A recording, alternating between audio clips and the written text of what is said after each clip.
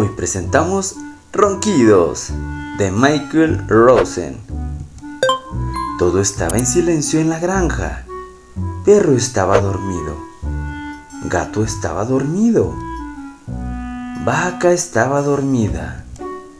Oveja estaba dormida. Cerdita estaba dormida. Y todos los cerditos también. Todo estaba en silencio hasta que... ¡Ronquido! Y Gato se despertó. Vaca se despertó. Oveja se despertó. Cerdita se despertó y todos los cerditos también. ¡Ronquido! Era tan ruidoso que nadie podía dormir. Ni gato, ni vaca, ni oveja, ni cerdito, ni todos los cerditos. ¡Ronquido! ¿Qué hacemos para que el perro deje de roncar?, dijo Gato.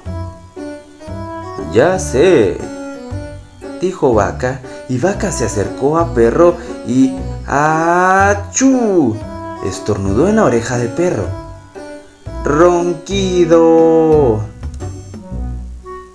Ya sé, dijo Oveja, y Oveja se acercó a Perro y ¡bú!, gritó en la oreja de Perro. ¡Ronquido! Ya sé, dijo Gato. ¿Por qué no le contamos?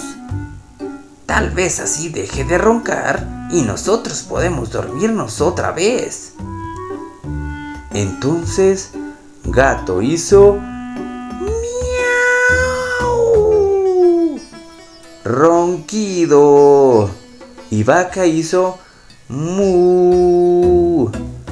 ¡Ronquido! Y Oveja hizo ¡be! ¡Ronquido! Y Cerdita hizo ¡oink!